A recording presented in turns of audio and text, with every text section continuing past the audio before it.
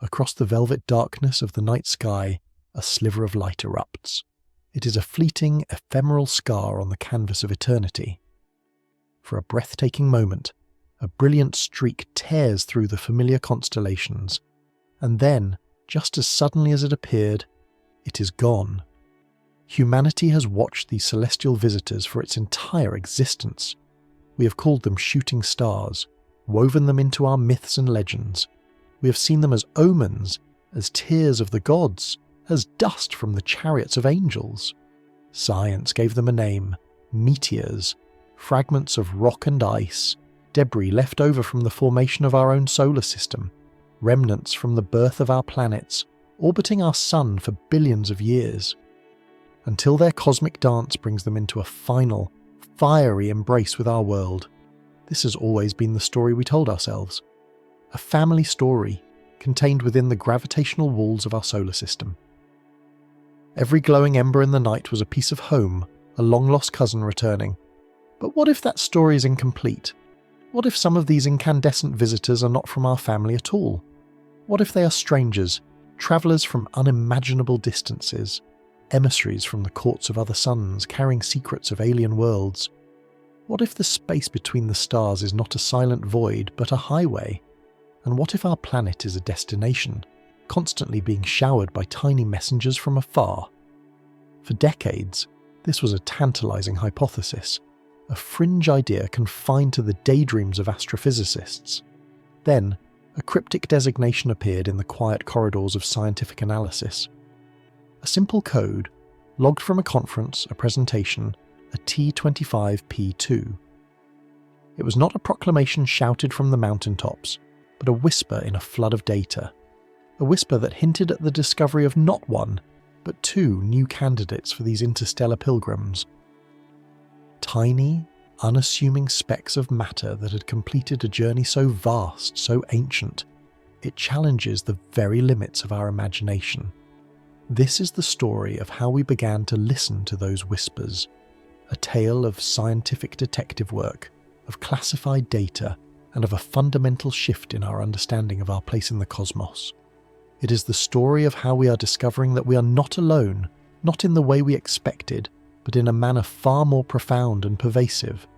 The galaxy, it seems, has been knocking on our door all along. To truly grasp the magnitude of an interstellar visitor, we must first walk the boundaries of our own home. Our solar system is a place of breathtaking scale, yet it is also an island. A tiny, luminous archipelago in the unfathomable ocean of the Milky Way. At its centre burns the sun, a colossal furnace of hydrogen and helium. Its gravitational field is an immense invisible net, a dominion that extends for trillions of kilometres. This is the kingdom we call our own. Within it, 8 planets perform their silent orbital ballet. Rocky worlds like our own, huddled close to the fire for warmth. Gas giants of unimaginable size and tempestuous beauty, ruling the outer darkness. Between them lies a vast debris field, the asteroid belt, a chaotic jumble of rock and metal, the shattered remnants of a planet that never was. These are the most common source of the meteorites that reach Earth's surface. They are pieces of our own history, geological cousins from down the street. Journeying further out beyond the orbit of Neptune, we encounter another colder realm, the Kuiper Belt, a frigid flat disk of icy bodies. Pluto is its most famous resident, a king in a kingdom of frozen worlds. These are the birthplaces of many comets, which occasionally fall inward toward the sun, their ices sublimating to form magnificent glowing tails. Even these travellers, with their vast looping orbits, are still family. They are natives of our sun's empire, bound by its gravitational laws. But the true frontier, the great wall of our solar system, lies much, much farther away. It is a place of profound cold and almost absolute darkness. It is called the Oort cloud. It is not a belt or a disk, but a colossal spherical shell of trillions of icy comets. Imagine our solar system as a single, luminous pearl. The Oort cloud would be a bubble surrounding it, so vast its outer edge is a quarter of the way to the next star. It is a ghost-like halo, the very last outpost of the sun's gravitational influence. Think of it as the most distant seeds of a dandelion, barely clinging to the parent plant. A gentle push from a passing star, a slight gravitational nudge, is all it takes to send one of these icy bodies on a 10,000-year journey toward the inner solar system, or to send it drifting away forever into the interstellar abyss. For all of modern astronomy, this was the boundary of our material world. Everything that fell to Earth, every meteor that blazed in our atmosphere, was believed to originate from within this stupendous, all-encompassing sphere. The solar system was a closed system, a snow globe, with its contents endlessly recycling. The idea that something could punch its way in from the outside seemed almost impossible. The distances between stars are a mind-numbing emptiness. An object would have to be extraordinarily lucky to happen upon our tiny solar system in the void, and to do so it would have to be moving with incredible velocity. It would not be bound by our sun's gravity. It would not be a member of the family, gently looping in a predictable ellipse. It would be a passerby, a tourist on a one-way trip, careening through on a hyperbolic trajectory. It would enter our system at a blistering pace, whip around the sun, and shoot back out again, never to return. For decades we saw no evidence of such intruders. The snow globe remained sealed. Then, on October 19th, 2017, everything changed. A telescope in Hawaii, part of the Pan-STARRS survey, spotted a faint point of light. Astronomers tracked it, calculated its orbit, and found something that defied belief. The object was moving too fast. Far, far too fast. Its trajectory was not an ellipse, but a sharp, open-ended hyperbola. It was not from here. It had come from the direction of the star Vega, a journey of hundreds of thousands of years. It was the first confirmed interstellar object ever detected by humanity. They named it Oumuamua, a Hawaiian word meaning a messenger from afar arriving first. And it was a very strange messenger indeed. As astronomers around the world frantically pointed their telescopes at the visitor, the mystery deepened. Oumuamua was small, perhaps a few hundred meters long, and dark, reflecting very little light. Its shape was unlike anything we had ever seen. Based on the way its brightness varied as it tumbled, it had to be extraordinarily elongated. Some calculations suggested it was 10 times longer than it was wide, like a cosmic cigar or needle. But the strangest feature of all was its motion.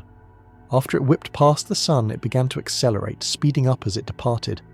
This is normal for a comet. As the sun's heat vaporizes its ice, the outgassing acts like a tiny rocket engine. But Oumuamua had no tail, no coma, no hint of outgassing. It was accelerating through some unseen force. The scientific community was thrown into a frenzy of speculation. Was it a unique type of comet made of solid hydrogen whose tail would be invisible? Was it an object of impossibly low density, a cosmic dust bunny being pushed by solar radiation? Or, as some prominent astronomers dared to suggest, was its strange acceleration controlled? The possibility, however remote, was electrifying. Was this a piece of alien technology, a derelict probe, a solar sail from another civilization? Oumuamua offered no easy answers. It sped away into the darkness, leaving us with more questions than we started with. It was a tantalizing glimpse, a cosmic riddle that flew by before we could solve it. But it had shattered the snow globe forever. It proved that interstellar objects were real, and it taught us to watch the skies for more. We did not have to wait long. Less than 2 years later, in August 2019, an amateur astronomer named Gennady Borisov spotted a new comet. Like Oumuamua, its trajectory was sharply hyperbolic. It was another visitor from the stars. This second interstellar object, named 2I/Borisov in his honour, was profoundly different from the first. It looked normal. It was a classic comet, complete with a fuzzy coma and a long glowing tail. It was behaving exactly as a comet should, its acceleration perfectly explained by outgassing. Borisov was reassuring. It demonstrated that not every interstellar visitor would be a bizarre anomaly. The galaxy, it seemed, was filled with ordinary comets, just like the ones in our own Oort cloud. It suggested that the processes that form planetary systems are likely universal. Oumuamua was the enigma, Borisov was the confirmation. Together they painted a new picture of the cosmos. The space between the stars was not an empty desert. It was a dynamic environment filled with wandering worlds, icy comets and rocky asteroids, all ejected from their home systems by gravitational chaos billions of years ago. They were cosmic driftwood, floating on the galactic tide, but these were giants. Oumuamua and Borisov were large enough to be seen by telescopes from millions of kilometers away. This raised a much more profound question. If objects this large are passing through, what about the smaller ones? What about the debris, the pebbles, the dust grains? Logic dictates that for every object the size of a stadium, there should be millions the size of a car, billions the size of a rock, and trillions the size of a grain of sand. Our planet's atmosphere, a vast celestial net, should be catching these tiny interstellar travellers all the time. They would announce their arrival not as faint smudges in a telescope, but as brilliant, fiery meteors.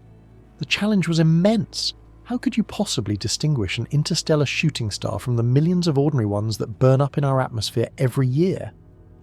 It was a search for a nearly invisible needle in a cosmic haystack. The solution would not come from looking up at the sky, but from looking down into a vast archive of data, one originally designed not for astronomy, but for national security. For decades, a network of clandestine United States government satellites has been staring down at the Earth. Their purpose is to detect the infrared flashes of missile launches anywhere on the planet, but in doing their job, they also record any other significant explosion in the atmosphere. This includes the fiery entry of large meteors or fireballs. The data from these sensors, the time, location, brightness, and velocity of these fireballs, is collected and stored in a database managed by NASA's Center for Near-Earth Object Studies, or CNEOS. This catalogue is a treasure trove, a meticulous logbook of every major object that has struck our atmosphere. It became the hunting ground for a new generation of cosmic detectives. Imagine you are an immigration officer at the busiest port in the world. Millions of individuals pass through your gate every single day. Your job is to find the one traveller who is not a citizen of your country. You cannot interview them all. You have only a fraction of a second to make your judgment as they rush past. How would you do it? You would look for a telltale sign. Perhaps their style of dress is different. Maybe they carry luggage you have never seen before. Or perhaps they are simply moving in a way that is fundamentally distinct from the local populace. For astronomers sifting through the CNEOS database, that distinguishing feature was velocity. An object from within our solar system, even a fast-moving comet from the Oort cloud, has a speed limit. It is gravitationally tethered to our sun. Like a child on a merry-go-round, it can only spin so fast before it flies off. An interstellar object, however, is not on the merry-go-round. It arrives from the outside, carrying the velocity of its journey through the galaxy, plus the speed it gains from falling into our sun's gravity well. It would be moving with an almost unbelievable swiftness, a speed so high it would be impossible for it to be a bound member of our solar system. This was the signature they were looking for, the one clear signal of an alien origin. Two Harvard University researchers, a student named Amir Siraj and his professor Avi Loeb, began the search. They meticulously combed through the CNEOS Fireball catalogue, analysing the trajectory and speed of every recorded event. It was a painstaking process, a search for an anomaly in a mountain of numbers. For months, every fireball they analysed had a velocity that was consistent with an origin inside our solar system. Then they found one. An event logged on January 8, 2014, off the coast of Papua New Guinea. A fireball had exploded in the sky with the energy of over 100 tons of TNT. But it was its velocity that made them stop cold. The object had been travelling at a staggering 60 kilometers per second relative to the Sun before it even reached our solar system. This was far, far beyond the solar system's speed limit. It was, without a doubt, on a hyperbolic trajectory. It had to be interstellar. They had found the first interstellar meteor. An object, estimated to be about the size of a watermelon, that had completed a journey of perhaps billions of years from another star, only to end its existence in a flash of light in Earth's atmosphere. But there was another astonishing detail hidden in the data. From the altitude at which the fireball disintegrated, the researchers could calculate the material strength of the object. How much pressure could it withstand before exploding? The result was astounding. This tiny visitor was tougher than any other meteoroid ever recorded in the CNEOS catalogue. It was significantly stronger than stone, and even stronger than pure iron. This was another profound mystery. What kind of object from what kind of alien environment could be so incredibly durable?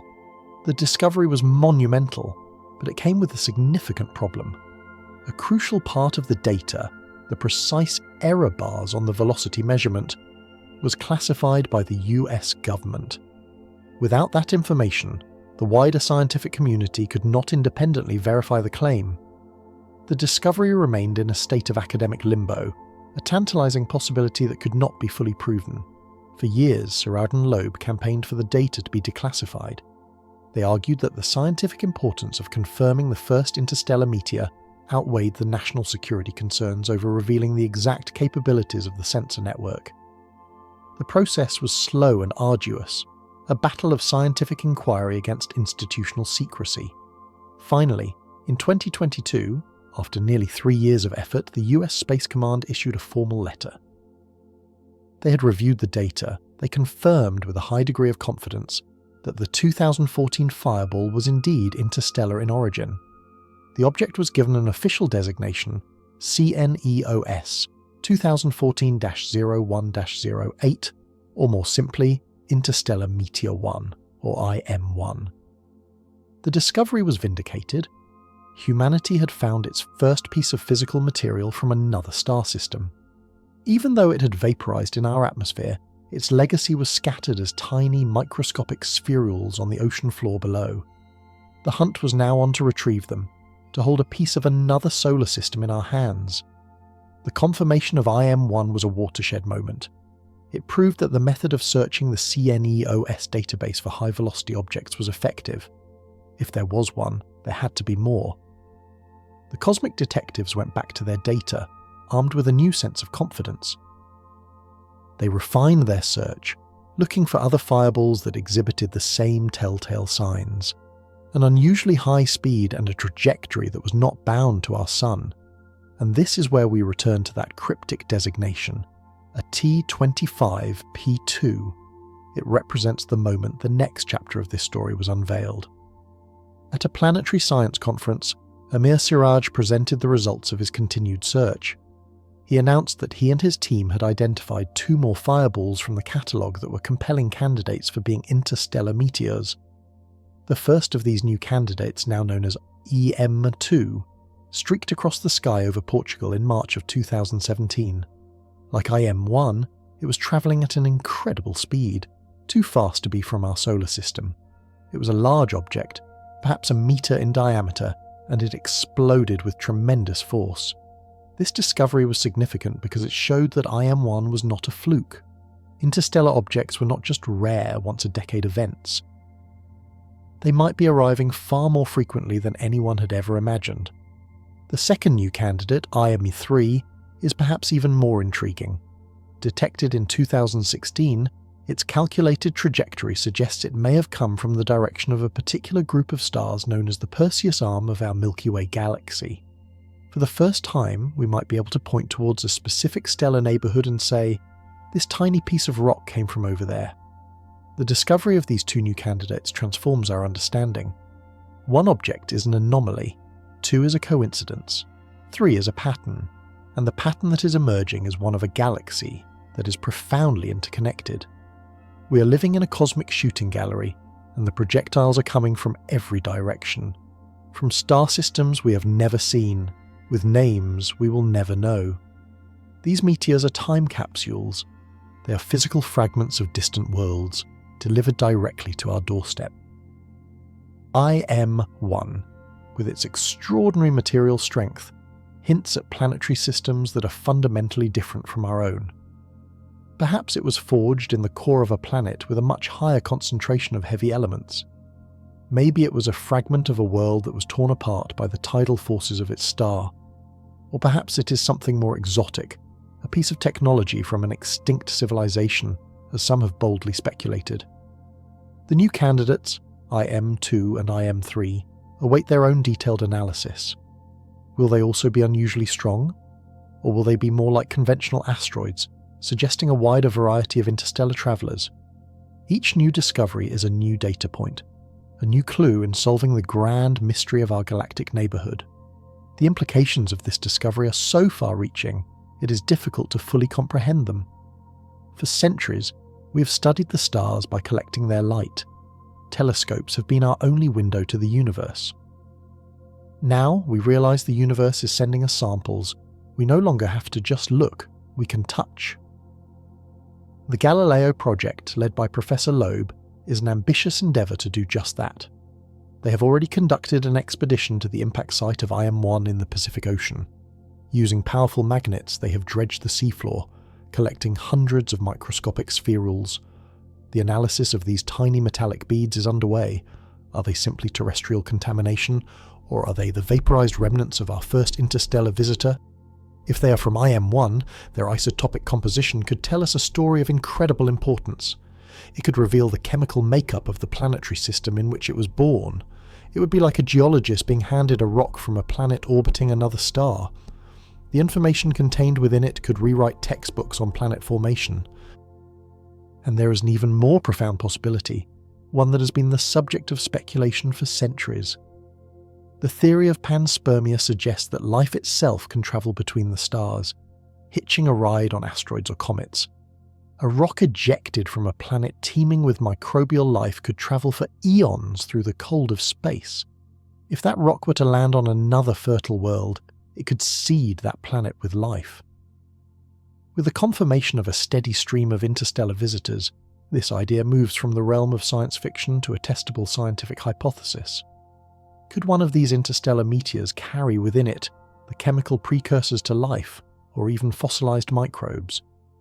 Could life on Earth itself have been seeded by a visitor from another star system billions of years ago? The discovery of IM1, IM2 and IM3 tells us that the delivery mechanism is real.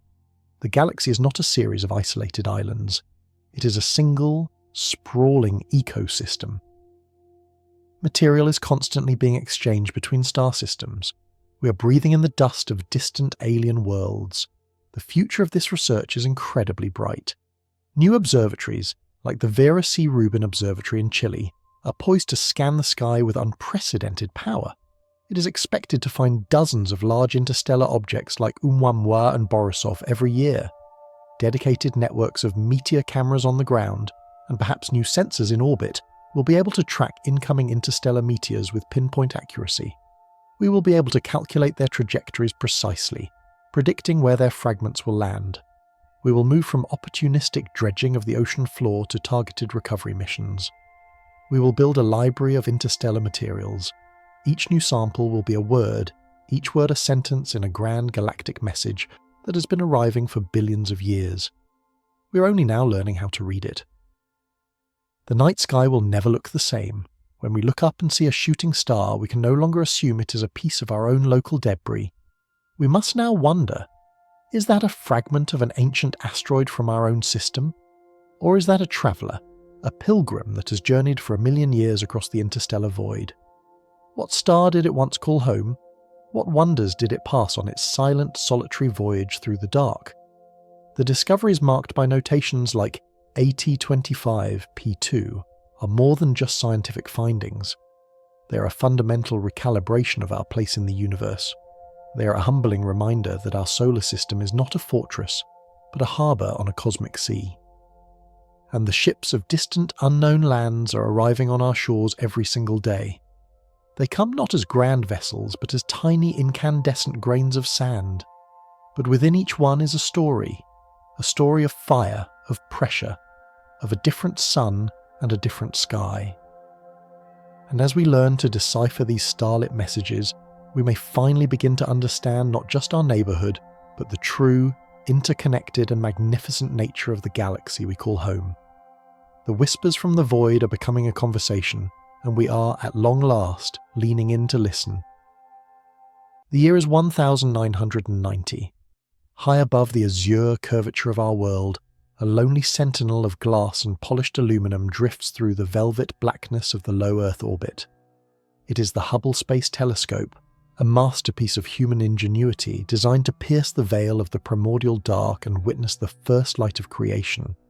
It moves with a silent mechanical grace, completing a revolution every 96 minutes, a tiny spark of consciousness suspended against the backdrop of the eternal abyss. But as it passes over the coast of South America, moving toward the vast expanse of the South Atlantic, the Sentinel enters a region of invisible peril. Here, the protective embrace of our planet is not as robust as it seems. The magnetic shield that guards us from the fury of the sun is thin and frayed, dipping low toward the ocean waves. In this silent hollow, the radiation of the cosmos pours through like a leak in a dying ship. Inside the delicate circuitry of the telescope, a catastrophe begins. A single, high-energy particle, forged in the heart of a distant supernova eons ago, streaks through the vacuum. It does not care for the mission of man or the thirst for knowledge. It is a mindless bullet, a remnant of a violent epoch governed only by the cold laws of physics. It strikes a silicon wafer deep within the telescope's command computer.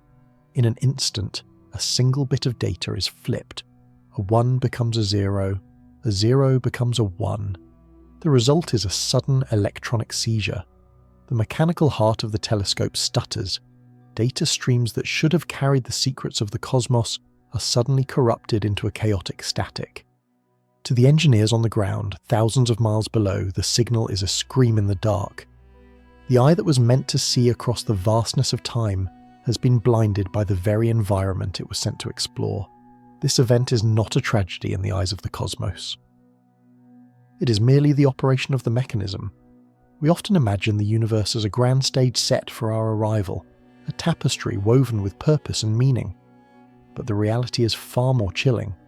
The universe is not a home, it is a ruthless machine of unimaginable scale, governed by inexorable forces that do not recognize the flicker of biological life. It is a vast clockwork engine of entropy and decay, where every sun is a furnace slowly running out of fuel, and every galaxy is a collection of dust spiraling toward an inevitable oblivion. From this high vantage point, the Earth below does not look like a vibrant cradle of life.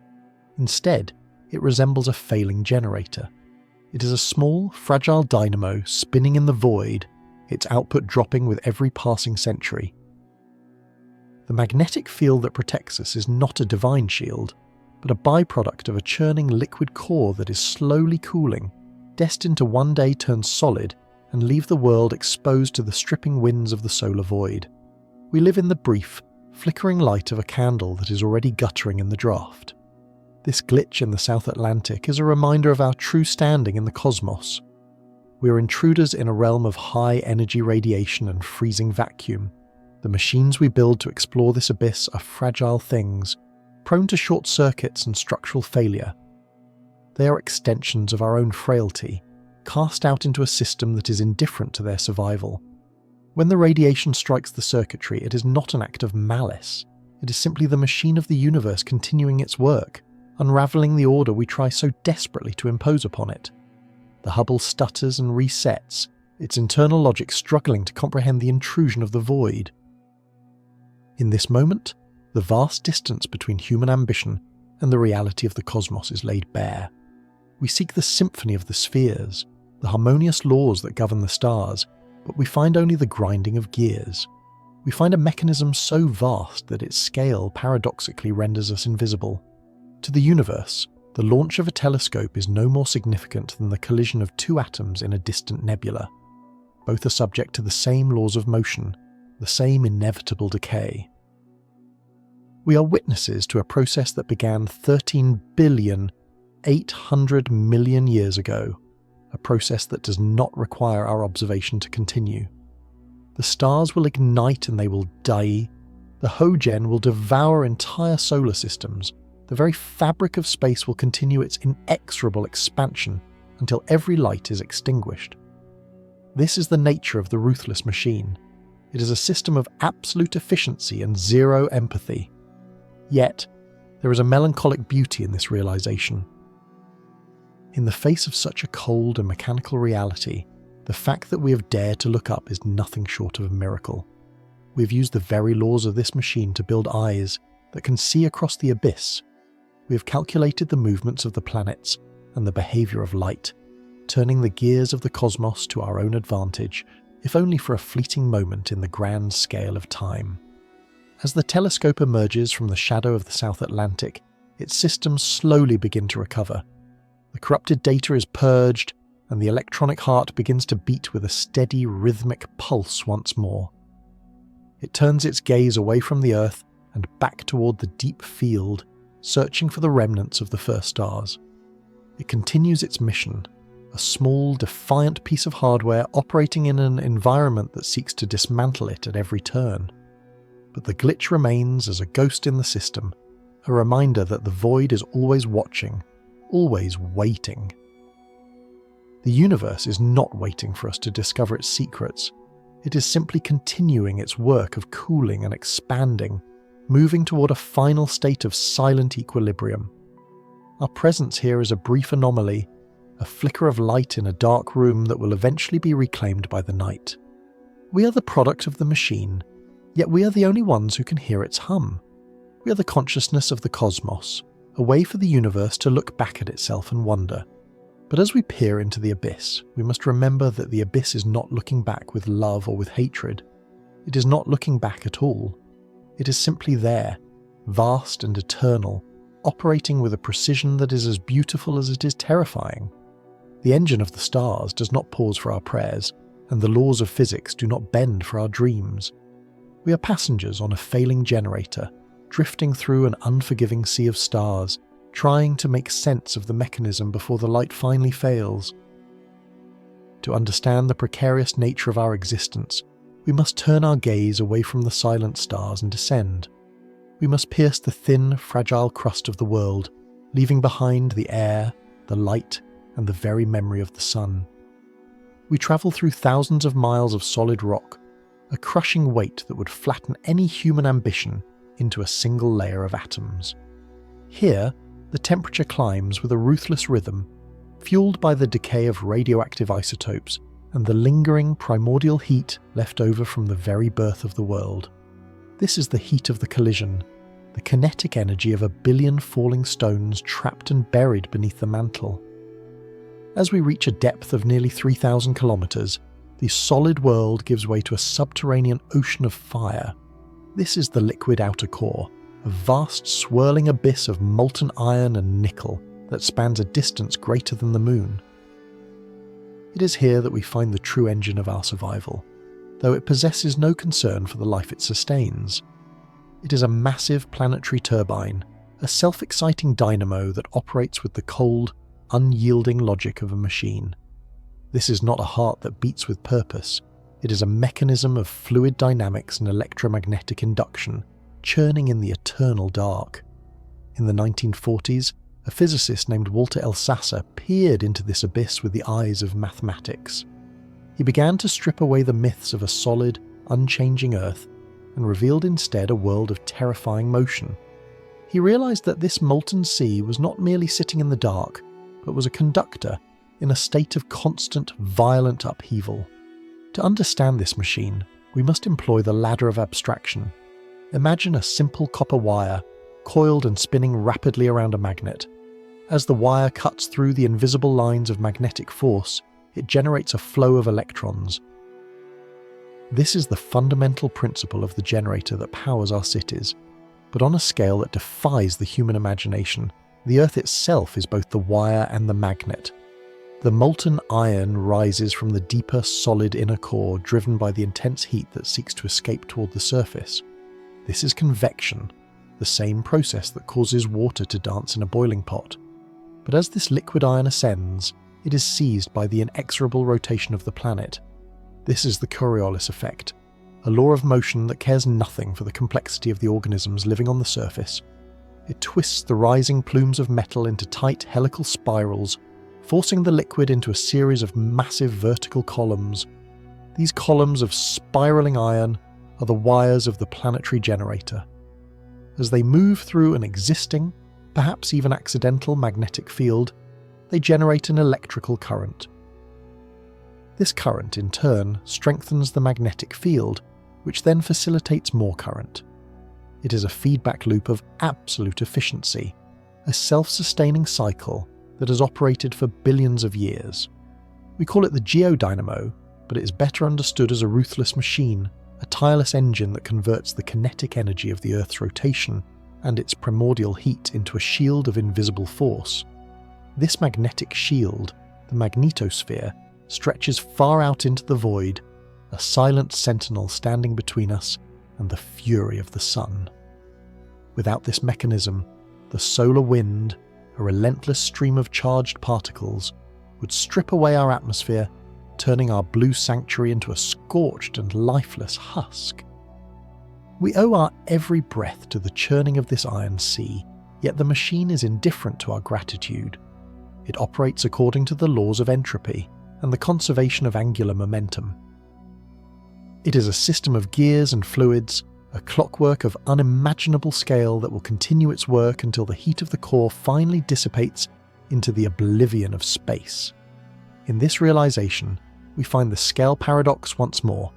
Our entire history, every empire raised and every poem written is a byproduct of a subterranean turbine. We are the unintended passengers on a spinning magnet, protected by a shield generated by the violent movements of a liquid we can never touch. The abyss beneath our feet is as vast and as alien as the abyss above our heads. The iron core does not know we are here. It does not feel the weight of our cities or the history of our wars. It simply turns, driven by the cooling of the earth and the pull of the primordial. When Walter Elsasser formulated his theories in the 1940s, he was describing a world that was cooling, a machine that was slowly, inevitably running down. Every watt of energy generated by the geodynamo is a watt of heat lost to the surface, a tiny fraction of the Earth's internal fire radiating away into the cold of the universe. The machine is efficient, but it is not eternal. There will come an epoch many billions of years from now when the last of the primordial heat has been spent. The convection will slow, the spirals of liquid iron will begin to falter, and the dynamo will finally grind to a halt. When that silence falls, the magnetic shield will unravel. The solar wind will descend upon the atmosphere like a predator, tearing the molecules of oxygen and nitrogen away from the gravity of the Earth. The oceans will evaporate, and the surface will be reclaimed by the void. This is the destiny of all planetary machines. They are temporary anomalies in a universe that moves toward a state of maximum entropy. We are witnessing a symphony of decay, where the music is composed of the grinding of tectonic plates and the swirling of molten metal. Yet, as we contemplate this cold, mechanical reality, we cannot help but feel a sense of majestic awe. We have used the light of reason to illuminate the darkest corners of our world. We have mapped the currents of the Iron Sea and understood the invisible forces that govern our fate. The mechanism is ruthless, yes, but it is also sublime. It is a testament to the order that can emerge from chaos, a brief moment of structured complexity in a universe that is otherwise silent and cold. We are the ghosts in the machine, the consciousness that has emerged from the friction of these planetary gears, daring to ask why the engine turns at all. We are the witnesses to the geodynamo, the small, fragile beings who have learned to read the rhythm of the iron heart and find within its cold logic a reason to keep looking up into the abyss. But the rhythm of this iron heart is not a steady, unchanging pulse. It is a flickering lamp, a stuttering engine that occasionally chooses to reverse its very nature. To understand the instability of the machine, we must transport ourselves to the year 1906 to the rugged volcanic landscape of the Massif Central in France.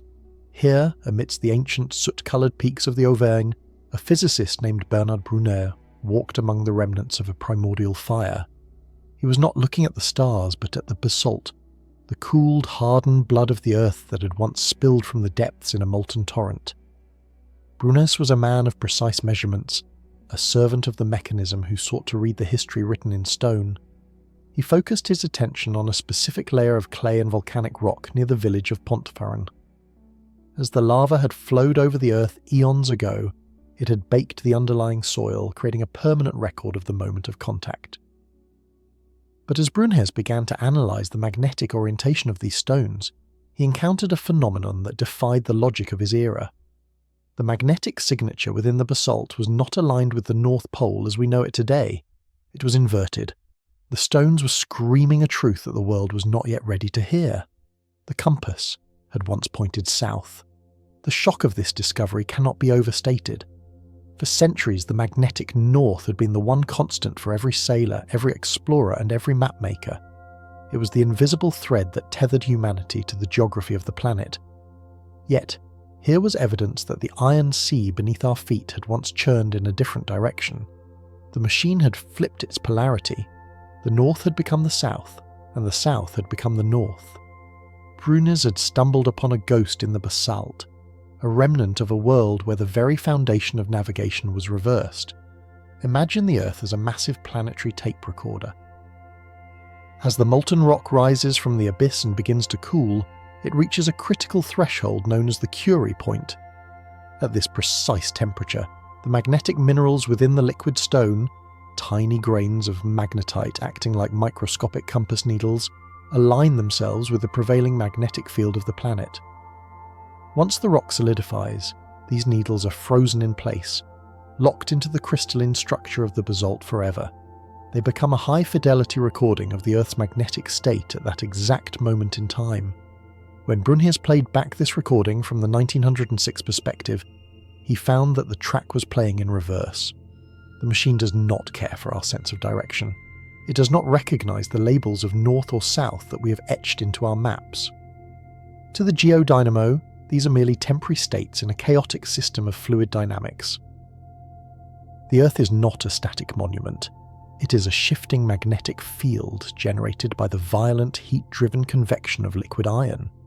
This process is governed by the inexorable laws of magnetohydrodynamics, a complex dance of electricity and motion that is prone to sudden dramatic shifts. The reversal that Brunnes discovered was not a catastrophe or a miracle. It was simply the mechanical output of a subterranean turbine that had reached a point of instability. This is the ruthlessness of the planetary mechanism. We imagine the magnetic field as a protective shield, a gift from the cosmos that allows life to flourish by warding off the lethal radiation of the sun. But the shield is not a conscious guardian. It is a byproduct of the friction and heat within the core, a stray energy field produced by the grinding of planetary gears. When the convection currents within the outer core become turbulent, the magnetic field weakens. It begins to fray at the edges, the lines of force tangling and dissolving into a mess of magnetic eddies. During these epochs of transition, the protective canopy of the magnetosphere begins to unravel, leaving the surface of the Earth exposed to the cold, ionizing breath of the void. The history of our world is a tapestry of these reversals. Over the last 20 million years, the poles have swapped places hundreds of times. There is no set schedule, no predictable rhythm to this celestial metronome. Sometimes the field remains stable for millions of years, at other times it flips twice within a single millennium. We are currently living in an unusually long period of stability, a brief lull in the storm that has lasted for 780,000 years. But the signals are there for those who know how to read the rhythm of the iron heart. The magnetic field has been weakening significantly over the last few centuries, a sign that the machine may be preparing for its next great inversion. To the ruthless machine, a polarity reversal is a mere adjustment of the gears. To the fragile life forms clinging to the surface, it is a journey into the unknown.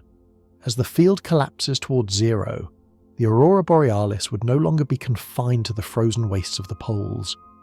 These ghostly lights, the visual manifestation of the sun's fury colliding with our atmosphere, would dance over the equator. The heavens would ignite with a symphony of emerald and crimson as the solar wind pours through the gaps in our failing armour.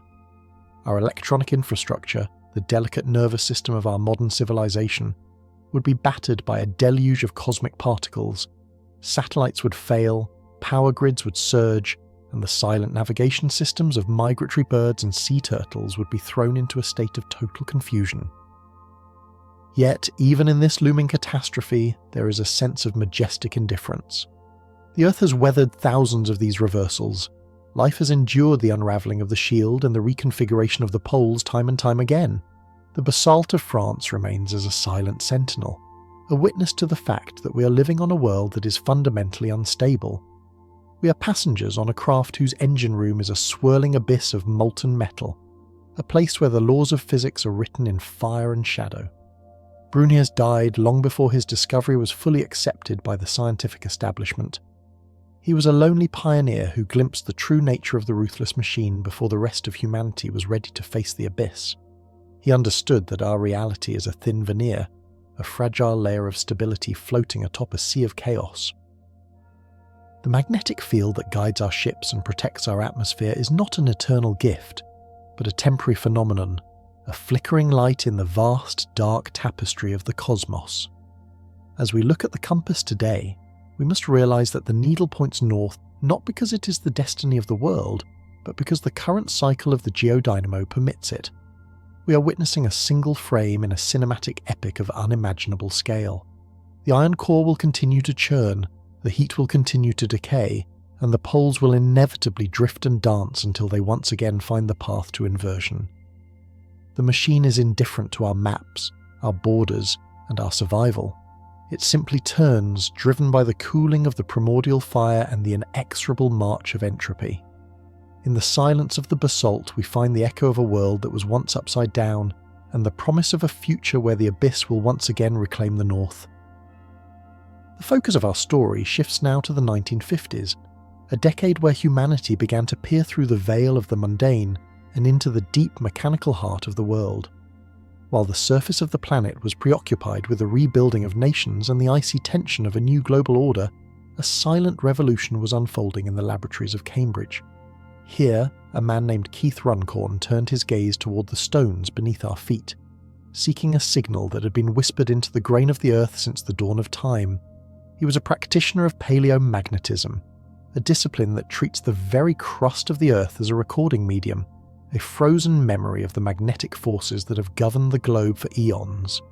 In the 1950s, the prevailing wisdom was that the continents were fixed sentinels, rooted in their positions since the cooling of the primordial crust. But as Runcorn and his colleagues began to measure the magnetic orientation of ancient rocks from different eras, they encountered a terrifying anomaly.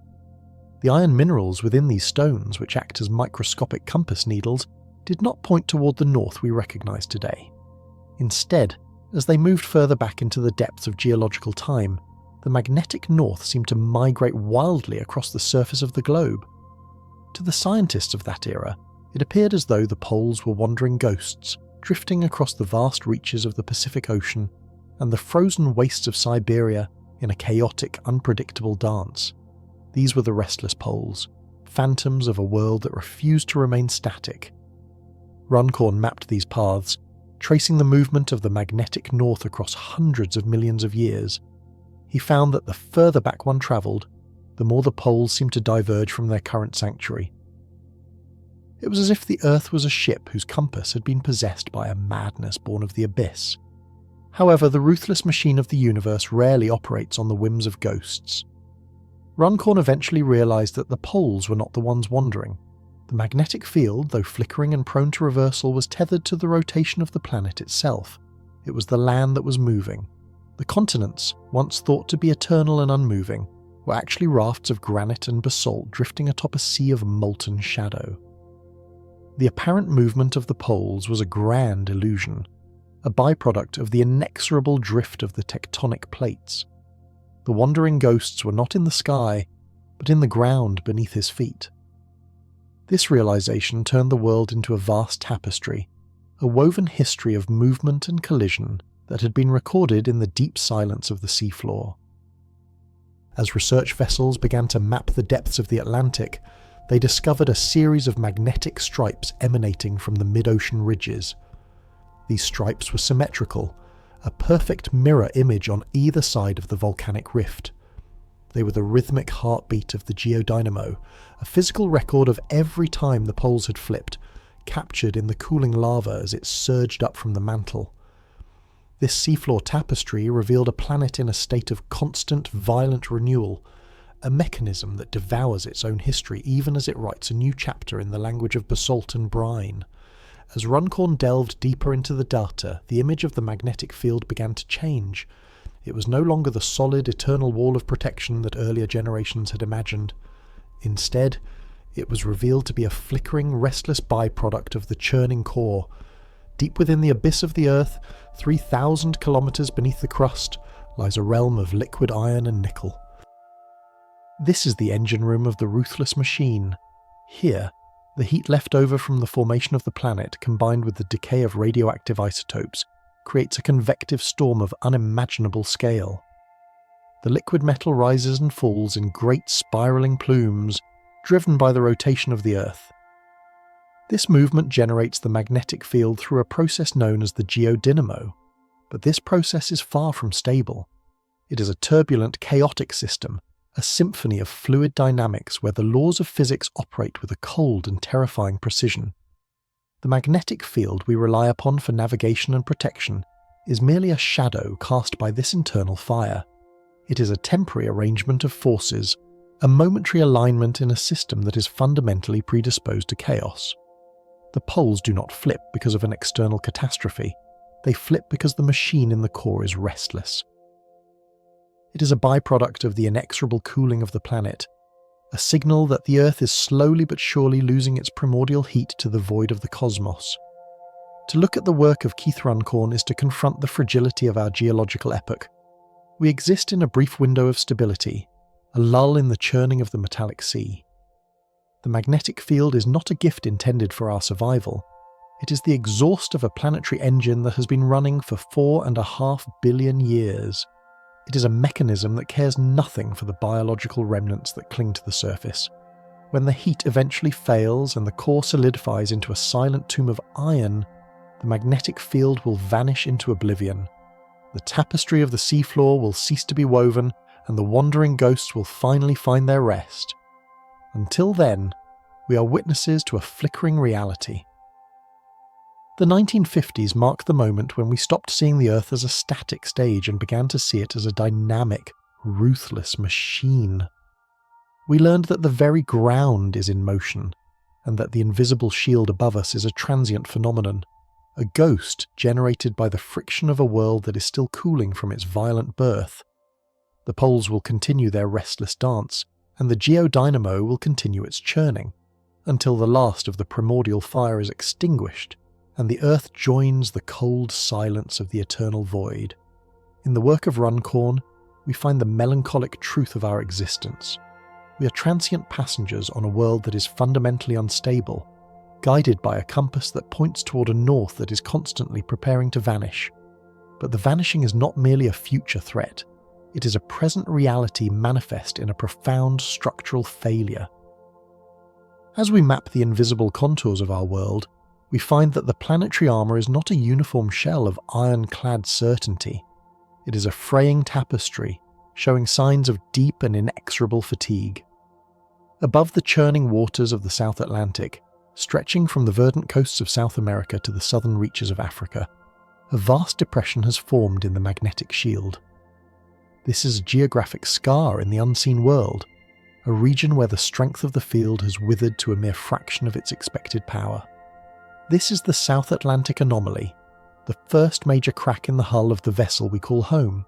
To understand this catastrophe of scale, we must view the Earth as the ruthless machine it truly is.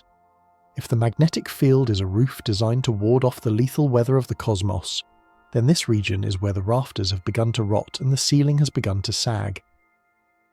The Van Allen radiation belts, those two vast donuts of captured solar fire that usually hover thousands of kilometers above our heads, dip dangerously low in this corridor. They reach down toward the surface like the heavy, wet folds of a collapsing tent, bringing the primordial fury of the sun into a realm where it does not belong. In this abyss, the void of space reaches down to touch the thinning veil of our atmosphere, creating a pocket of radiation that is a lethal trap for anything that dares to pass through it. The machine does not repair itself. It simply operates until the friction of its own existence leads to decay. This dent is not a temporary glitch in the system, but a fundamental revelation of the limits of the planetary mechanism. Deep beneath this anomaly, the geodynamo is behaving erratically. A massive eddy, a whirlpool of liquid iron 3,000 kilometers below the crust, is spinning in a direction that opposes the primary field. It is a countercurrent in the metallic sea, a mechanical failure that is slowly devouring the protection we take for granted. This patch of reversed flux is growing, spreading like a contagion across the southern hemisphere, signalling that the engine room is in a state of chaotic transition. Our modern sentinels, the silver gods of silicon and copper that we have flung into the heavens, are the first to feel this mechanical unravelling. As a satellite orbits the Earth, moving from the safety of the northern skies into the shadow of the South Atlantic, it enters a zone of silent peril. Within this abyss, computer memories are erased by the invisible passage of a single, high-energy proton. High-voltage systems spark and fail as the radiation floods the delicate circuits. The hardware of the 21st century, from the sophisticated sensors of SpaceX rockets to the panoramic eyes of orbiting telescopes, finds itself suddenly blinded and broken. This is the bit flip, a momentary lapse in the logic of the machine, where a zero becomes a one and a mission worth billions of dollars vanishes into oblivion. Even the International Space Station, that fragile monument to human cooperation, must take precautions as it drifts through this sagging roof of radiation. The astronauts see flashes of light in their closed eyes, the cosmic rays physically striking their retinas as they pass through the anomaly. It is a reminder that we are biological remnants clinging to a world that is fundamentally hostile to our presence. We have built a civilization based on the assumption of a stable magnetic field, yet we are realizing that we exist within a window of structural decline. The technology we rely upon for global communication, navigation, and the very flow of information is the first victim of this mechanical decay. The machine is not failing because of a sentient choice. It is failing because it is a machine, and all machines eventually succumb to the inexorable march of entropy. This anomaly is a sentinel of the coming transition. It is the physical manifestation of the geodynamo's restlessness. As the magnetic field continues to weaken, the South Atlantic anomaly expands, threatening to split the magnetic field into two distinct poles, or to leave the planet briefly naked to the solar wind. This is the ruthless nature of the cosmos. It does not provide us with a permanent sanctuary. It provides us with a temporary reprieve. The tapestry of our magnetosphere is being unravelled by the very forces that created it. The liquid fire of the core, which gave us a shield for eons, is now the source of our vulnerability. We look upon this dent in the sky with a sense of melancholic wonder. It is a reminder that the Earth is not a static stage but a dynamic, cooling engine that is slowly losing its grip on the forces that sustain us. The vast, silent void of the cosmos is always pressing in, waiting for a breach in the armour. Every time a satellite fails over the coast of Brazil, every time a communication link is severed by a burst of solar particles, we are witnessing the internal decay of the planetary mechanism. We are learning that our epoch of stability is a gift of chance, a lull in the churning of a metallic sea that cares nothing for the empires of man. The South Atlantic anomaly is a glimpse into the future of a dying world. It is the shadow of a time when the magnetic field will no longer be a wall but a series of scattered weak remnants. In that distant epoch, the solar wind will devour the atmosphere, and the vibrant blue of our world will fade into the cold, red silence of a planetary tomb. But for now, the machine continues to turn. The liquid iron continues to spiral in the dark abyss, and the anomaly continues to grow, a testament to the fact that we live on a world that is constantly preparing for its next great transformation. We are the witnesses to this unravelling, the observers of a masterpiece that is being slowly erased by the hand of time. The tragedy of the machine is that it cannot feel the beauty of the symphony it creates, nor can it feel the catastrophe of its own breakdown. It merely exists, governed by the cold laws of fluid dynamics and thermodynamics. We, the biological sparks that have emerged in this brief moment of warmth, are the only ones who can see the majesty in the decay. We see the sagging roof not as a reason for despair, but as a reminder of the fragility and preciousness of our moment in the sun. The South Atlantic anomaly is a warning, a sign that the eternal shield is a myth, and that we are passengers on a magnificent failing craft, drifting through an infinite and indifferent void. As the magnetic poles prepare to dance once more, we stand on the surface looking up at an invisible sky that is slowly losing its strength, acknowledging the truth that all things, from the smallest atom to the largest planet, are subject to the inexorable law of the end. As the shield thins and the South Atlantic anomaly expands like a growing bruise upon the magnetosphere, the very orientation of our world begins to slide. Deep beneath the permafrost of the Canadian Arctic, the invisible ghost of the North is restless. The planetary mechanism, that colossal engine of liquid iron churning 3,000 kilometers beneath our feet, has entered a new and frantic phase of its inexorable cycle. This is the great migration of the magnetic north, a silent and invisible journey that reveals the cold indifference of the machine we inhabit. For centuries, the North Magnetic Pole was a slow wanderer, a sentinel that moved with the leisure of a glacier. When it was first located by explorers in the year 1831, it seemed almost stationary, a fixed point in the frozen wastes of northern Canada. For most of the 20th century, its pace was measured and predictable, a mere 15 kilometers per year. It was a subtle shift in the tapestry of the magnetic field, a rhythmic drift that allowed our maps and our minds to remain in a state of comfortable equilibrium.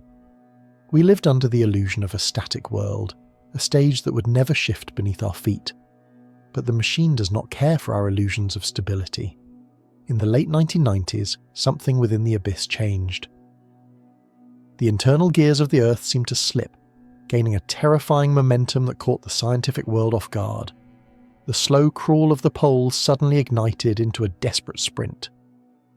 By the dawn of the 21st century, the migration had accelerated to a staggering 55 kilometers per year.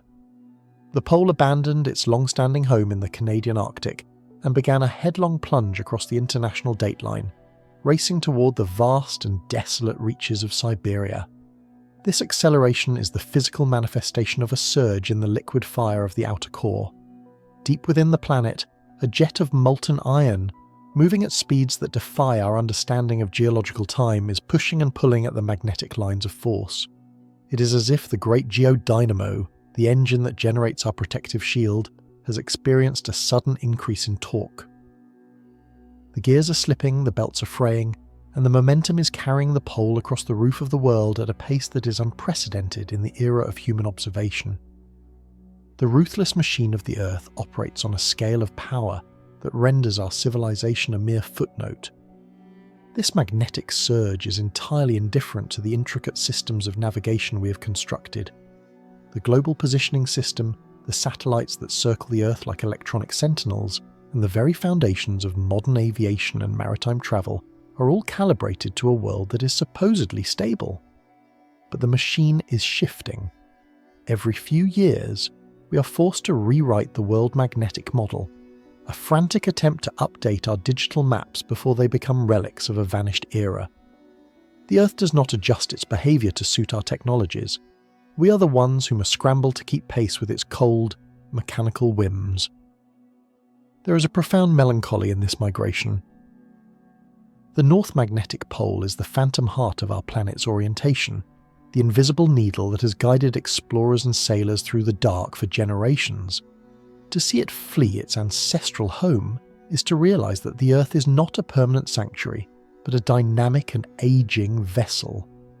We are passengers on a craft that is constantly redesigning itself, unravelling its old patterns to weave something new and unfamiliar.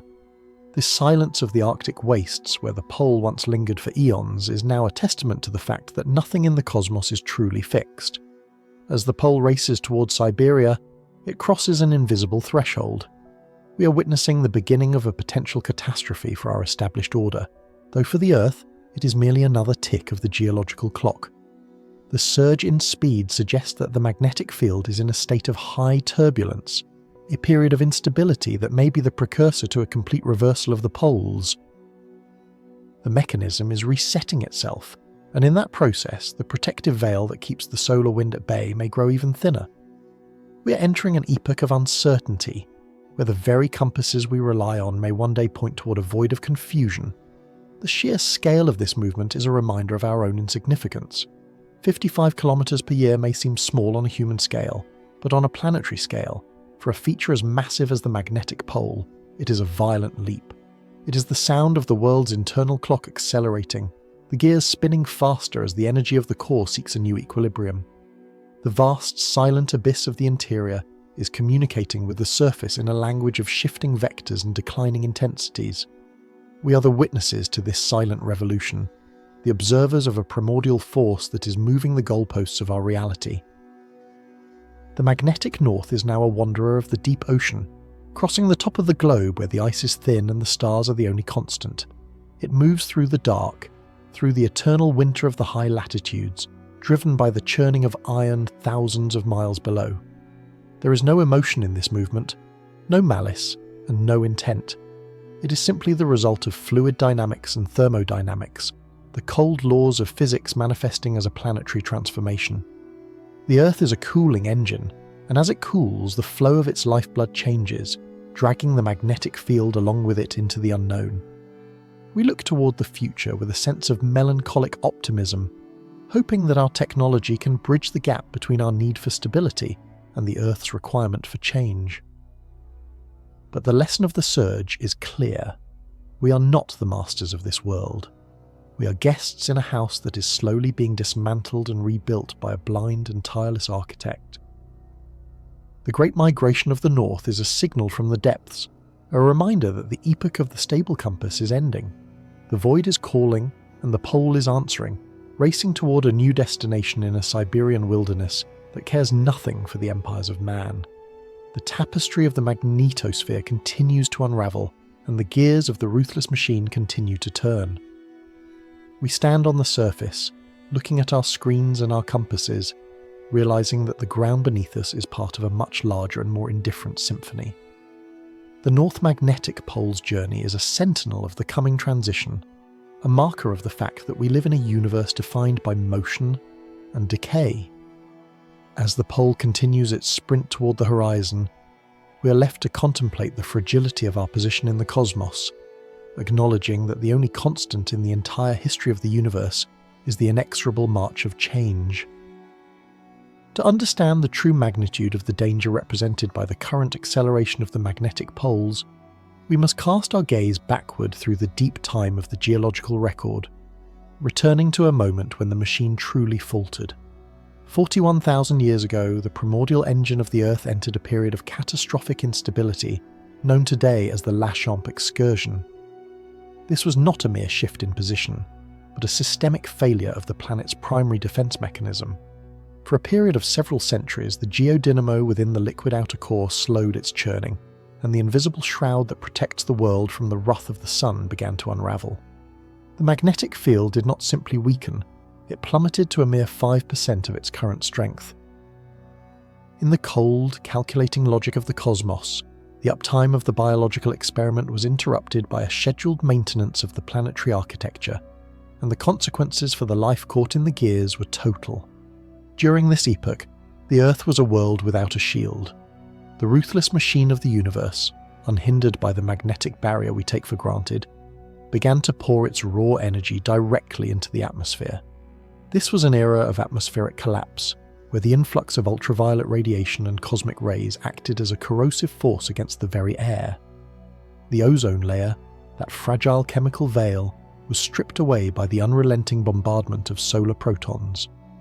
Without the magnetic sentinel to deflect the solar wind, the sky itself became a source of terror.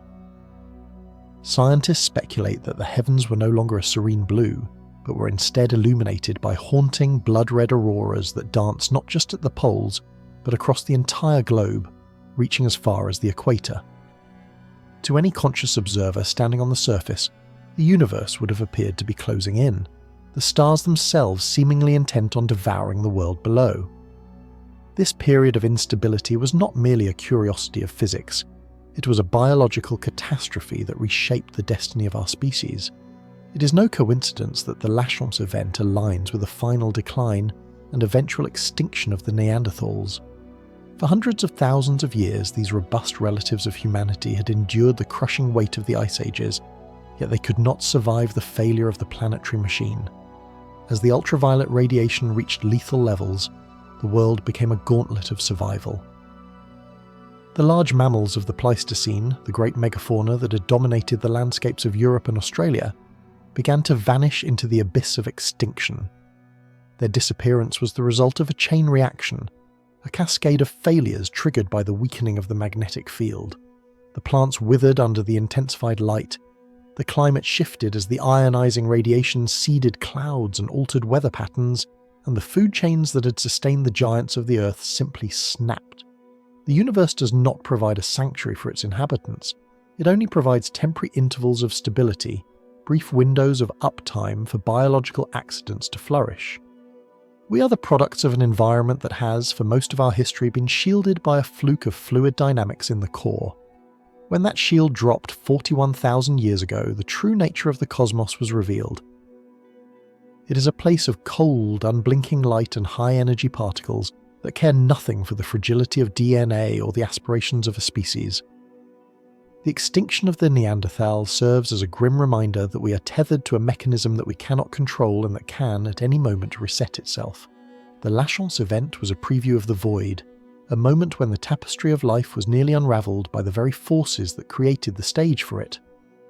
As we witness the current decline in our magnetic field and the frantic march of the North Pole toward the Siberian wastes, we must recognise the pattern of the ruthless machine.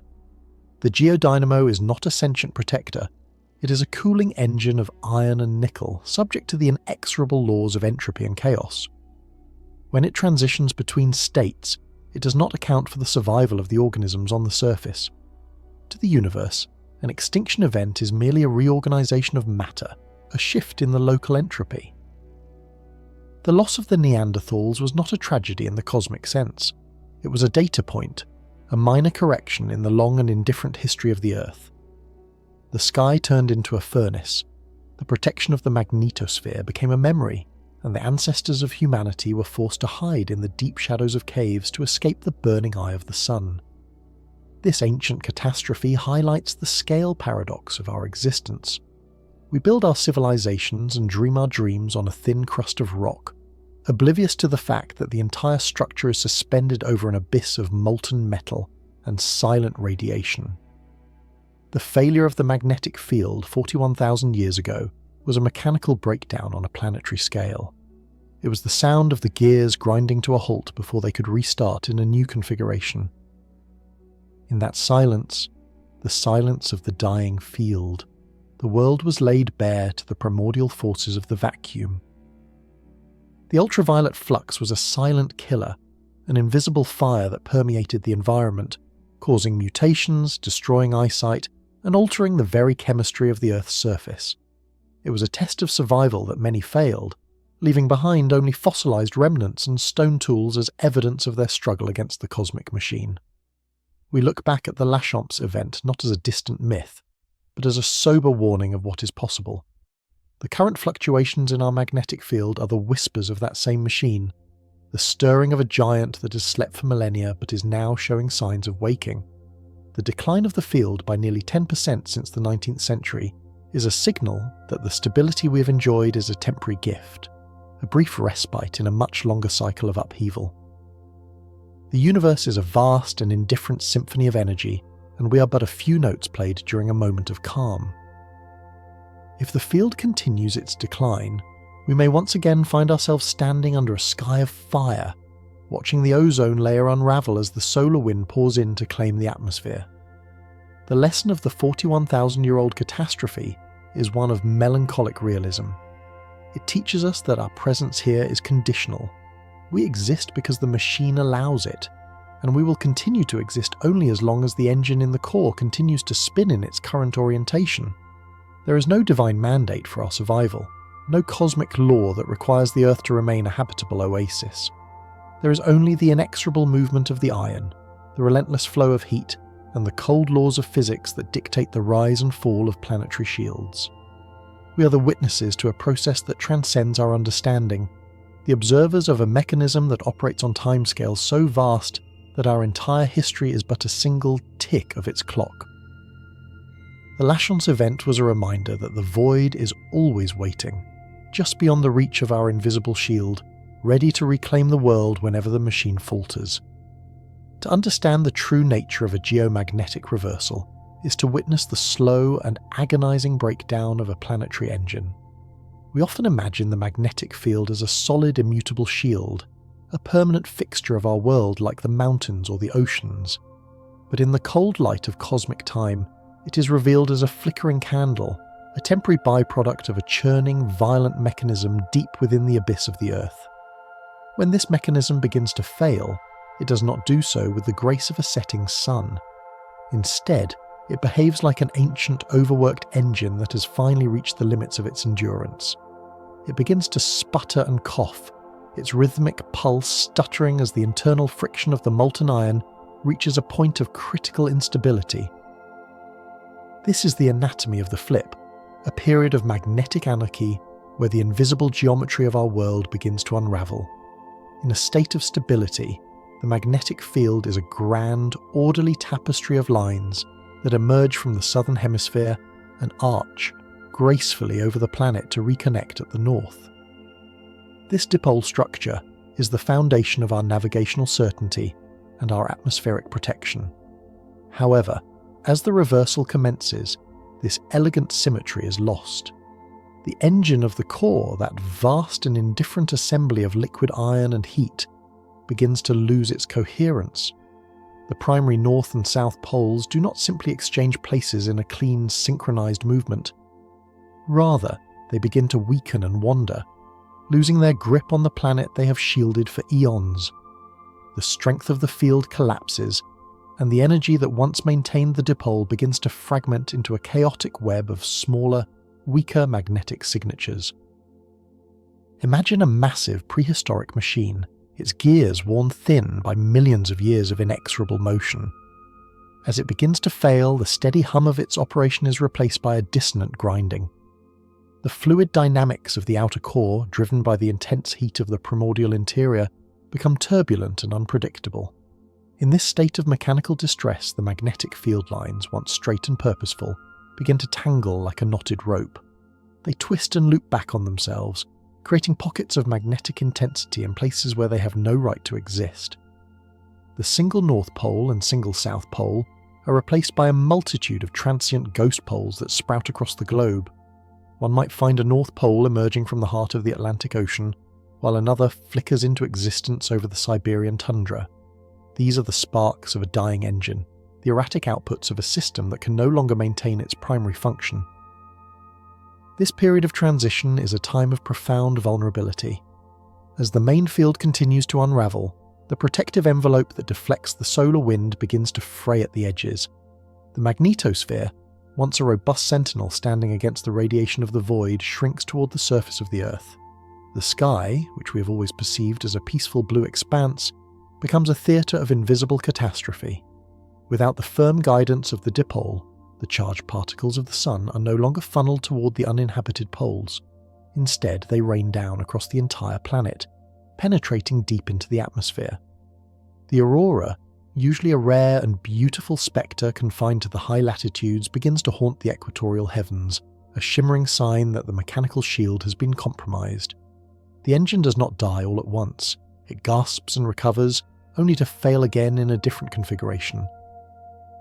This process can last for thousands of years, an epoch of uncertainty where the very orientation of life is thrown into disarray. For the creatures of the Earth that rely on the magnetic field for migration, this is a time of lethal confusion. The internal compasses of birds, sea turtles, and whales become useless, as the lines of force they follow turn into a labyrinth of dead ends and false directions. The mechanism of the planet has ceased to provide the steady rhythm required for their survival, leaving them to wander aimlessly into the jaws of extinction. It is a ruthless demonstration of the fact that the cosmos does not provide for the needs of the living. It merely operates according to the cold laws of thermodynamics. As the field strength drops to a mere 10% of its usual intensity, the atmosphere itself begins to feel the weight of the sun's fury. The ozone layer, our secondary shield against the ultraviolet fire of the star, is eroded by the influx of cosmic rays. The air we breathe becomes a chemical battleground, as the solar wind strips away the ions that maintain the balance of our world. This is not a sudden explosion, but a slow and steady decay, a gradual surrender to the vacuum that surrounds us. The Earth, in this state, is like a ship adrift in a storm with a failing motor, its lights flickering, its hulls creaking under the pressure of the abyss. We are the passengers on this vessel, oblivious to the fact that our safety is entirely dependent on the chaotic flow of molten metal 3,000 kilometers beneath our feet. Eventually, the engine will find its new rhythm. The chaotic, knotted rope of magnetic lines will begin to straighten, and the many wandering poles will merge once more into a single dominant dipole. But when the smoke clears and the mechanism restarts, the world will be upside down. What was once north will be south, and the compasses of the future will point toward a horizon that our ancestors would not recognize. The flip is complete. The engine has found a new orientation, a new way to spin, and the shield will once again grow strong and steady. But the transition, the centuries or millennia of breakdown, will have left its mark on the tapestry of life. This is the cycle of the ruthless machine we call Earth. It is a process that has occurred hundreds of times over the billions of years of its existence, and it will occur hundreds of times more. Each reversal is a reminder of our precarious position in the cosmos, a testament to the fact that our civilization is built upon a foundation that is fundamentally unstable. We live in the brief moments of mechanical efficiency, the quiet intervals between the sputtering and the coughing of the core. The unravelling of the magnetic field is not a tragedy to the universe. It is merely a change in the state of a planetary mechanism, a minor adjustment in the vast and silent symphony of energy that defines the void. We are the witnesses to this inexorable decay and rebirth, standing on a thin crust of reality while the great engine below grinds toward its next inevitable failure. In the silence of the magnetic transition, we are reminded that we do not own this world. We are merely allowed to exist within it for as long as the machine continues to turn. In the quiet laboratories of the mid-19th century, specifically in the year 1835, the invisible was first given a mathematical voice. Carl Friedrich Gauss, a man of precise calculation, began to map the silent currents that surround our world. He realized that the Earth was not merely a rock in the void, but a massive rotating generator. Yet, even in those first tentative measurements, a shadow was cast. Since the moment we began to watch, since the very hour we learned to measure the pulse of the planet, that pulse has been slowing. We have discovered that in the short interval of less than 2 centuries, the global magnetic field has withered by nearly 10%. To the fleeting lifespan of a human being, this may seem a negligible shift, a mere footnote in the annals of geophysics, but to the cosmos, and to the ruthless machine of the Earth itself, this is a catastrophic leak in the hull of our planetary vessel. We must view the Earth not as a nurturing mother, but as a complex and indifferent mechanism. At its centre, 3,000 kilometres beneath the soil of our cities, lies a vast ocean of liquid iron and nickel, churning at temperatures that rival the surface of the sun. This is the geodynamo, the internal combustion engine of our world. It is a battery that has been discharging for 4,500,000,000 years. The 10% decline we observe today is the visible evidence of the battery draining, a slow flickering of the lights before a temporary blackout. We are currently living through the transition phase of a massive planetary cycle, a process that operates on timescales so vast they render human history an insignificant blur. This decay is not an accident. It is a fundamental function of the machine. The flow of molten metal is losing its coherence, the organised symphony of the core is descending into a chaotic noise, and as a result, the shield that preserves us is beginning to fray at the edges. This unravelling is most evident in a region of the world known as the South Atlantic Anomaly. Here, off the coast of South America and stretching toward the tip of Africa, the magnetic shield has thinned to a dangerous degree. It is a dent in our armour, a hole in the umbrella through which the radiation of the abyss begins to leak. When our satellites pass through this zone, their electronic brains are assaulted by high-energy particles that should have been deflected by the magnetosphere. They experience glitches, memory failures, and the silent bite of cosmic rays. This is the reality of the modern decay. It is the first tangible sign that the invisible walls of our fortress are being breached. The machine is not failing by mistake, it is merely shifting gears, and in the gears of the Earth, human civilization is little more than a thin layer of dust. As the strength of the field continues its inexorable slide, the atmosphere becomes increasingly vulnerable to the relentless pressure of the solar wind. This stream of plasma, ejected from the heart of the sun, acts like a cosmic sandblaster. Without the magnetic sentinel to divert it, the solar wind would strip away our air and boil away our oceans, leaving the Earth a skeletal remnant like Mars. We are witnessing the beginning of a period of profound instability. The 10% loss is the first tremor of a coming earthquake in the fundamental physics of our environment. The poles are wandering with an increasing frantic speed, no longer anchored by the steady hand of a strong dipole. They are the needles of a compass spinning in the dark, searching for a direction that no longer exists in a coherent form. We often imagine that we are the masters of this world, that our digital networks and concrete towers represent a permanent dominion. But our entire technological tapestry is woven over a void. Our power grids, our global positioning systems, and the very internet that defines the modern epoch are all predicated on the assumption that the magnetic environment of the Earth will remain stable. The ruthless machine of the planetary core has no such obligation to us. If the field continues to decay at its current rate, we will find ourselves exposed to a celestial environment that is fundamentally hostile to the fragile electronics we depend upon. The radiation levels at the surface will rise, not to the point of immediate extinction, but enough to alter the very chemistry of our upper atmosphere, creating a new and unpredictable sky.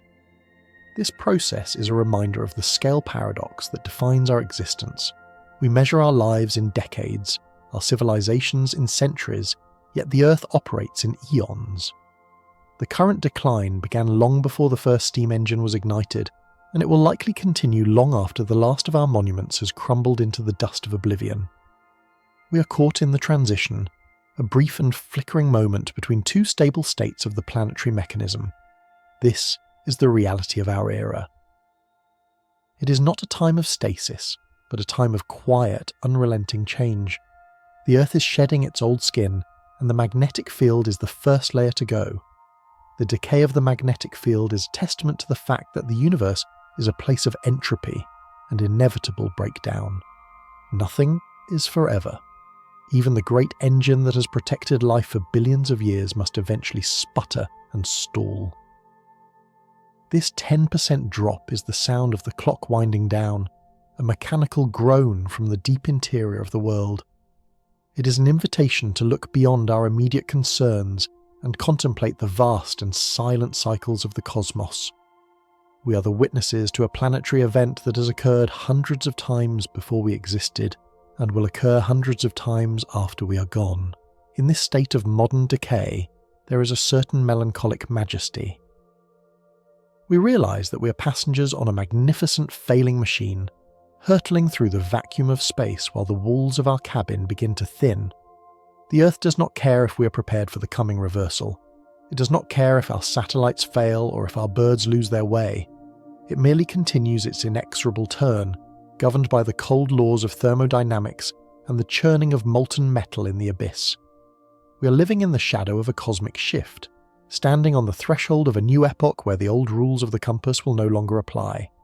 The battery is draining, the shield is weakening, and the machine moves ever closer to its next great transformation, leaving us to contemplate our place in a universe that is as beautiful as it is indifferent to our survival.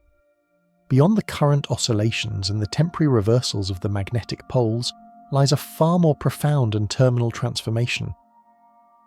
While we fret over the disruption of our satellites and the shifting of our navigation charts, a deeper, more inexorable process is unfolding beneath our feet. The Earth is a thermodynamic engine, a machine of heat and motion that has been running for 4,500,000,000 years. But every engine, no matter how vast or primordial, is subject to the cold laws of entropy. The furnace at the heart of our world is cooling. The inner core, a solid sphere of iron and nickel as hot as the surface of the sun, is growing. It expands by a few millimeters every year as the liquid metal of the outer core loses its heat to the mantle and freezes onto the central mass. This is the ticking clock of our planet. For eons, the churning of that liquid iron has served as the geodynamo, the restless mechanism that generates our magnetic shield. It is a symphony of convection, driven by the escape of heat from the deep interior toward the cold vacuum of space. But this heat is a finite resource, a remnant of the violent collisions that formed the world and the radioactive decay of heavy elements trapped within the abyss. In the far future, hundreds of millions of years from now, the liquid outer core will finally reach its critical threshold. The great currents of molten metal will slow. The eddies and swirls that sustain the magnetic field will begin to falter, not for a brief reversal, but for eternity. The geodynamo will stall, the machine will stop. When the last of the liquid iron crystallizes into a solid tomb, the Earth will become a silent sentinel in the dark. Without the shield of the magnetic field, the atmosphere will find itself defenseless against the relentless pressure of the solar wind. This stream of high-energy particles issued from the sun will begin to erode the very air we breathe. One molecule at a time, the oxygen, nitrogen and water vapour of our world will be stripped away and cast into the void. This is the fate of all rocky worlds that lose their internal fire. We see the precursor of this catastrophe in the red dust of Mars, a world that once possessed oceans and a thick atmosphere, only to have them devoured by the solar wind after its own core grew cold and its magnetic shield vanished. The Earth will follow this same path toward oblivion. The oceans will evaporate, their constituent atoms unravelling under the assault of ultraviolet radiation and stellar winds. The vibrant green and blue tapestry of our biosphere will be bleached into a monochromatic desert. The silence will be absolute. There will be no birds to lose their way, no aurora to dance in the sky, and no consciousness to record the final descent into the abyss. The planet will remain, a barren rock orbiting a middle-aged star, but the mechanism of life will have been dismantled by the simple, ruthless progression of cooling metal. We find ourselves in a unique and haunting position within this cosmic timeline. We are the first consciousness to emerge from the machine with the capacity to map the architecture of our own destruction. We have peered into the deep interior of the world and calculated the rate of its decay. We have looked at the distant stars and understood the physics of the void. This knowledge does not grant us power over the process, for we cannot reignite the core or halt the loss of heat, but it transforms our role from mere inhabitants to the witnesses of the cosmos. There is a profound, melancholic optimism in this realization. Our existence is a brief flicker of light in a universe that is largely cold, dark and indifferent. We are the way the universe looks at itself, the way the machine contemplates its own design. The fact that we can foresee the cooling of our core and the eventual stripping of our atmosphere makes our current epoch all the more precious. The magnetic field is not a permanent right, but a temporary gift, a byproduct of a specific stage in the life of a cooling planet. We are living in the golden hour of the Earth. We exist during the precise window of time when the core is liquid enough to generate a shield, but solid enough to provide a stable platform for life. This alignment of physical parameters is a rare and fleeting event in the history of the universe. To understand that it must end is to understand the true value of the present. The light of our civilization is valuable only because the shadow of the coming collapse is visible to us. We are the observers who give meaning to the transition, the ones who narrate the slow, majestic winding down of the planetary clock. As the magnetic field continues its current decline, we are reminded that we are passengers on a magnificent, failing machine. The ruthless machine of the universe does not seek to destroy us, nor does it seek to preserve us. It merely functions according to its inherent nature. The iron freezes, the heat dissipates, and the shield weakens. This is not a tragedy, but a fundamental truth of the cosmos. Everything that is ignited must eventually fade. Every tapestry must eventually unravel. In the end, the Earth will join the ranks of the dead worlds, its internal fire extinguished, its surface scoured by the sun, and its memory lost to the eternal void. But for this brief moment, we are here. We are the consciousness that feels the warmth of the sun and understands the cold of the abyss. We are the ones who see the mechanism for what it is. In the face of inevitable oblivion, our ability to witness and understand the process is our greatest triumph. We stand on the threshold of the future, watching the sunset of our world, and in that watching, we transcend the very machine that created us. The universe is a cold and silent place, but through us, it has found a voice to lament its own decay and to marvel at its own fleeting, magnificent complexity.